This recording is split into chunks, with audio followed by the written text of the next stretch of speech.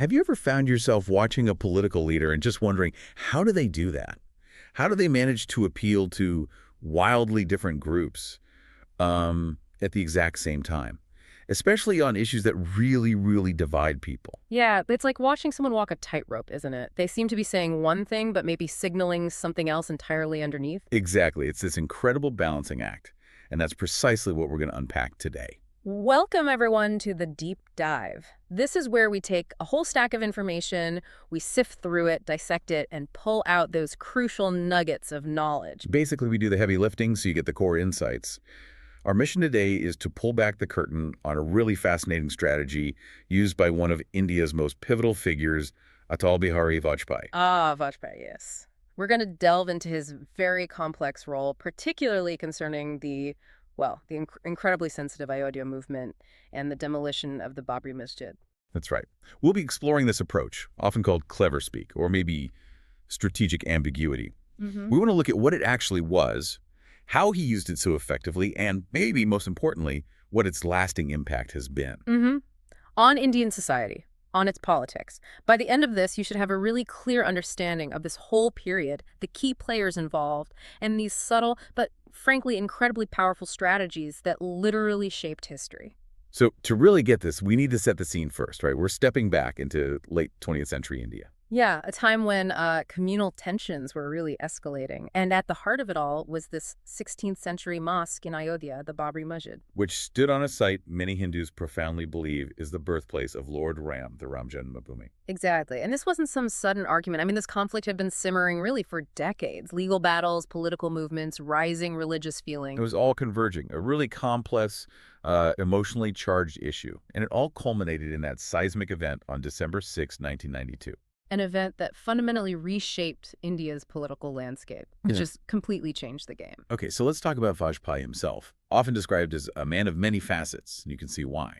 A prominent politician, obviously, but also an acclaimed poet. And known for his oratory, right? Really powerful speaker. And his statesmanship, that image was very important. Absolutely. And it's quite something that he went on to become India's first non-Congress prime minister to actually complete a full term. That speaks volumes about his political skill, his longevity. It does. And to understand that, you really have to look at his deep roots, his long association with the RSS, the Rashtriya Swayamsevak Sangh. The Hindu Nationalist Volunteer Organization. Right. And he was a key figure in its political wing, the Bharatiya Jana Sangh, which, eventually became the BJP, the Bharatiya Janata Party. He was there from the ground up, essentially, rose through the ranks.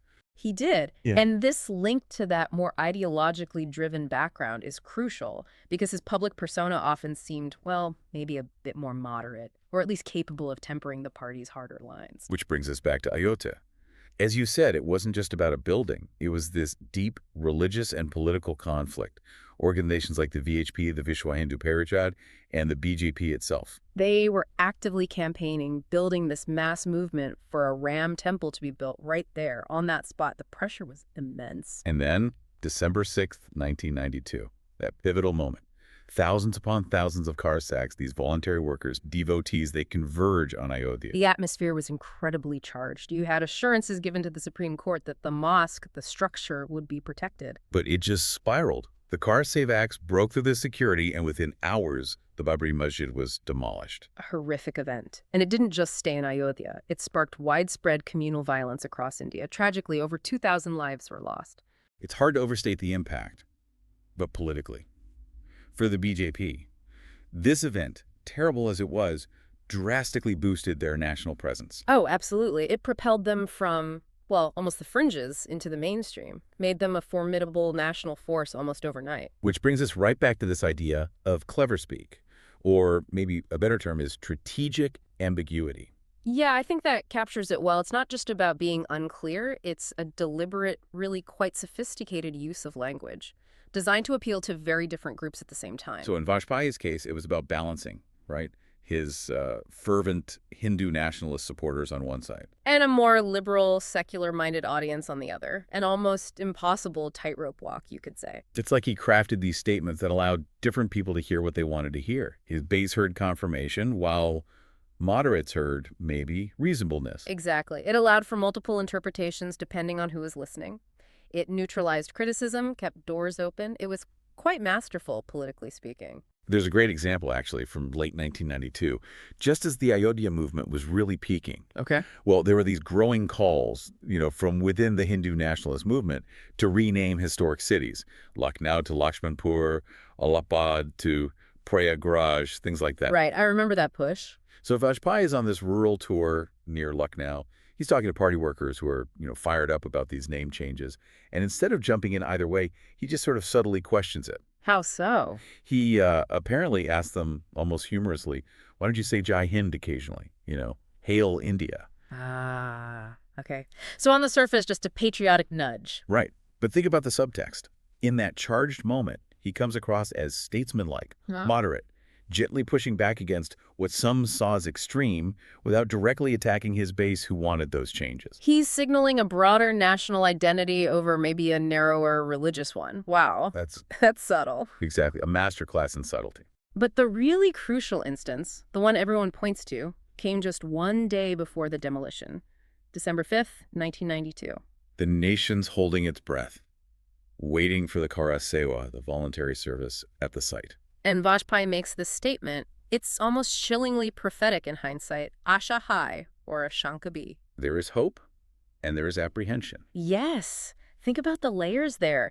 He publicly supported the Kar Sera, calling it voluntary service, while also claiming it would, quote, honor the Supreme Court's directive, which was for a symbolic service without touching the structure. So it sounds diplomatic, respectful of the court. But also supportive of the mass gathering itself. It was seen by many as, well, deeply duplicitous. He's expressing concern, the apprehension, but also nodding to the movement's hope. He's essentially covering all bases. Whatever happens next, he has an out. Precisely. It was an incredibly carefully crafted statement for that exact moment. And then, of course, the demolition happened the next day. And this is where his physical location becomes so significant, isn't it?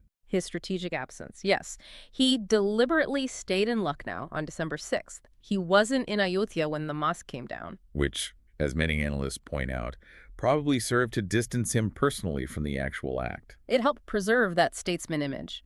Someone above the fray, even as events arguably enabled by the movement he supported were unfolding. It allowed him to project adherence to law and order even when, well, things were clearly chaotic. And his defense after the demolition in Parliament. Oh, another classic example of the strategic ambiguity, or Cleverspeak. Facing immense pressure, how does he frame the Karsavaks? Not as lawbreakers. No, not political actors even, but as people driven purely by their faith. He argued their actions were this expression of deep religious feeling, not some planned defiance. Plausible deniability, essentially. Textbook. It let him maintain his statesman image for those horrified by the demolition, but it also gave this powerful, almost spiritual validation to his Hindu nationalist base, legitimizing their actions through the lens of devotion. It's really something, this ability to shift, to present different faces. I've seen him described as a chameleon changing colors. It's a vivid description, and you can see why. One minute, he's passionately defending the Karsavaks in Parliament, using language that really resonates with the base.